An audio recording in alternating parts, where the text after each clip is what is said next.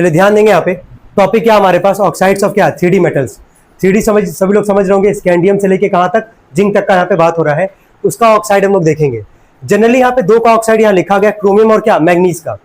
तो ऑक्साइड का मतलब क्या हो गया, ऑक्सीजन के साथ रिएक्ट करेगा तो कंपाउंड बनाएगा हमारा। तो क्रोमियम जो है कौन कौन सा कंपाउंड बनाता है, CrO, Cr2O3, CrO2 और क्या, CrO3, यही बनाता है हमारा। मैग्नीज कौन कौन सा बनाता है, MnO, Mn2O3, MnO2 और क्या, Mn2O7। अब सबका जरा ऑक्सीडेशन स्टेट जरा चेक करो। ऑक्सीडेशन स्टेट सबको समझ में आ रहा है क्या होता है ना।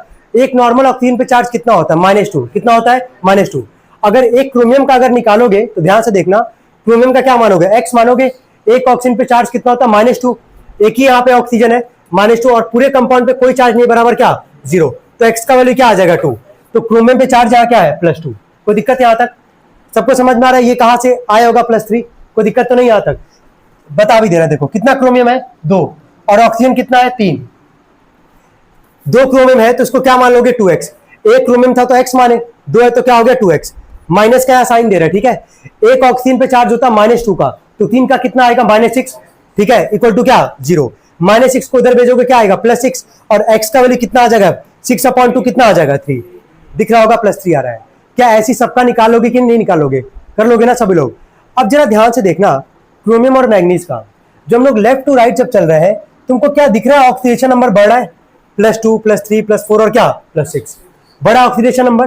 क्या सेम एज मैग्नीज में भी यही काम हो रहा है हमारा, +2, +3, +4, +7।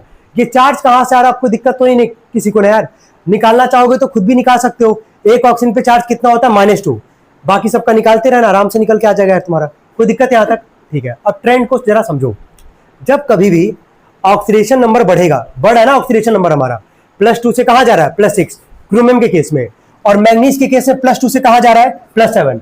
जब ऑक्सीडेशन नंबर बढ़ता है हमारा, ठीक है, लिखा गया है, तो एसिडिक कैरेक्टर क्या होता है, बढ़ता है। क्या होता है, एसिडिक कैरेक्टर बढ़ता है। तो पहले क्रोमियम का बात करना, सबसे अधिक ऑक्सीडेशन नंबर किसका है, CrO3 का है। तो क्या इसका एसिडिक कैरेक्टर सबसे ज्यादा होगा कि नहीं होगा, दिख रहा होगा तुमको, एसिडिक किसका ज्यादा है, CrO3 का। कोई दिक्कत, क्या ऐसी मैग्नीज वाले में सबसे अधिक ऑक्सीडेशन नंबर किसका है, Mn2O7 का।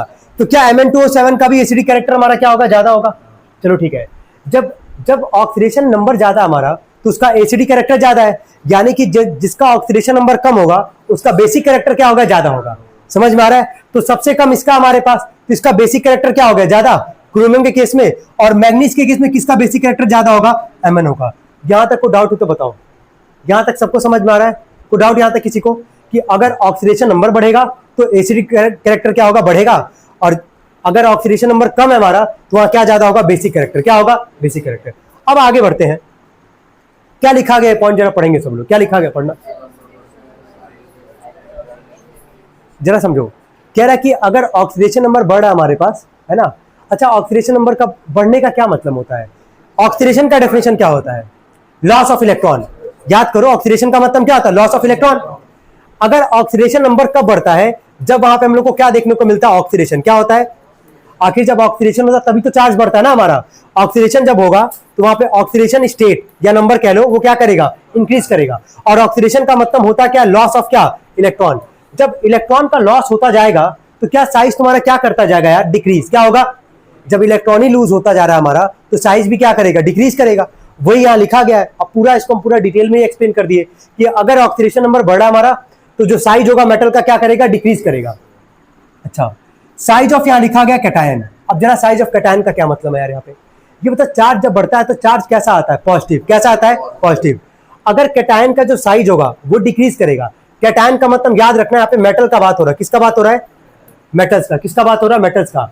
अगर मेटल का साइज डिक्रीज कर रहा है हमारा, है ना, तो वहां पे कोवेलेंट कैरेक्टर क्या होगा, ज्यादा। क्या करेगा, ज्यादा। अब ये बता, कोवेलेंट कैरेक्टर क्या होता है,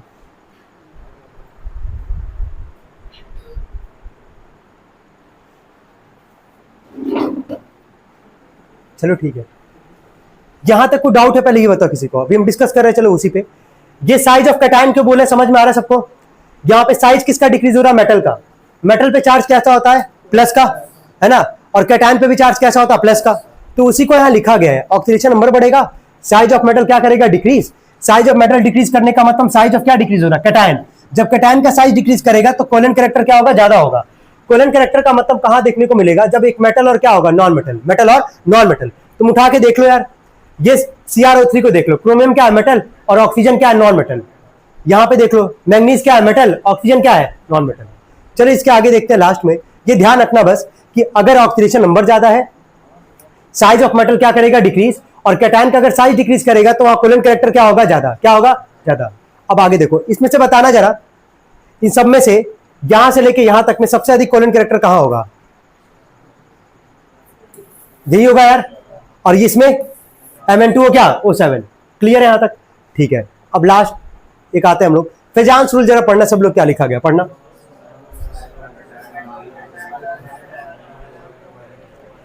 ये कोलन कैरेक्टर को ही लेके डिस्कस हुआ था, है ना। अगर कैटायन का साइज अगर छोटा होगा तो एनायन का साइज क्या होगा, बड़ा होगा।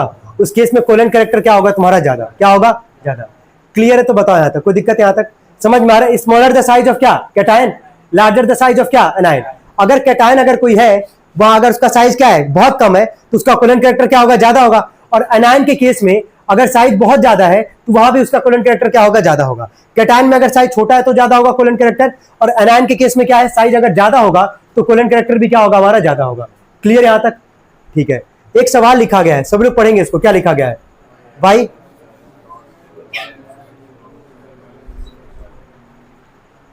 ठीक है। देखो बोला भाई MnF7 is not stable while Mn2O7 is stable. इसका आंसर भी लिखा गया, पढ़ लेते हैं, ठीक है। MnF7 is unstable because of over crowding of 7 fluorine around Mn।